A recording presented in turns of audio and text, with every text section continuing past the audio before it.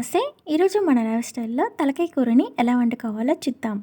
ముందుగా తలకాయ కూరని తీసుకొని అందులో ఉప్పు, పసుపు వేసుకొని ఒకసారి శుభ్రంగా వాష్ చేసుకోవాలి. ఎందుకంటే ఇందులో నీచు వాసన పోతుంది. ఒక కుక్కర్ తీసుకొని ఈ కూరని అందులో వేసుకొని అర టీ స్పూన్ పసుపు, ఒక టేబుల్ స్పూన్ ఆయిల్, ఒక టీ గ్లాసు వాటర్ని వేసుకొని దీన్ని 50% ఉడికించుకోవాలి. ఇక మూత పెట్టుకొని గ్యాస్ మీద ఒక 3 విజిల్స్ వేయించుకోవాలి.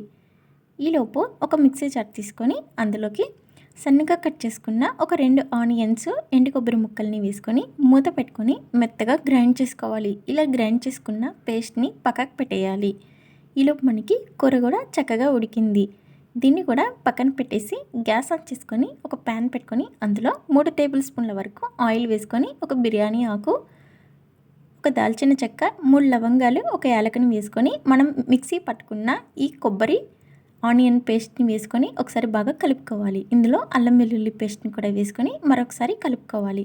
ఇక ఇందులోకి 1 టీ స్పూన్ జీలకర్ర, 2 టేబుల్ స్పూన్ల వరకు కారం, ధనియాల పొడి, గరం మసాలా, సాల్ట్ని కూడా వేసుకొని ఒకసారి బాగా కలుపుకోవాలి. ఇలా మొత్తం అన్నీ కలుపుకున్నాక మనం ముందుగా ఉడికించి పెట్టుకున్న ఈ తలకాయ కూరని వాటర్తో సహా ఇందులో వేసుకోవాలి.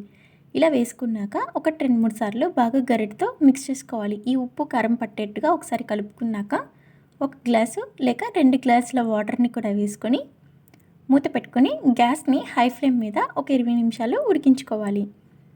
20 నిమిషాల తర్వాత మనకి కర్రీ అనేది ఇలా బాగా ఉడుకుతుంది. ఇందులో గ్రేవీగా ఉండేట్టే గ్రేవీ అనేది మనకి ఇలా ఉంటే సరిపోతుంది. ఇక ఇందులోకి కొత్తిమీరను కూడా వేసుకొని ఒకసారి స్టవ్ అప్ చేసేయాలి. ఇక మనకి తలకాయ కూర అనేది చక్కగా రెడీ అయిపోయింది. ఇక దీన్ని అన్నంలో కానీ, రాగి సంగటిలో కానీ, రోటీ చపాతీలో కానీ తీసుకోవచ్చు. అలాగే ఇది బాలింతలకు కానీ, చిన్నపిల్లలకు కానీ పెట్టినట్లయితే హెల్త్కి కూడా చాలా మంచిది. మీరు కూడా ఈ స్టైల్లో ఒకసారి తలకాయ కూర ట్రై చేసి టేస్ట్ చేసి మీకు ఎలా వచ్చిందో కింద కామెంట్లో తెలపండి. అలాగే వీడియో నచ్చితే ఒక చిన్న లైక్ చేసి మీ ఫ్రెండ్స్ అండ్ ఫ్యామిలీకి షేర్ చేయండి.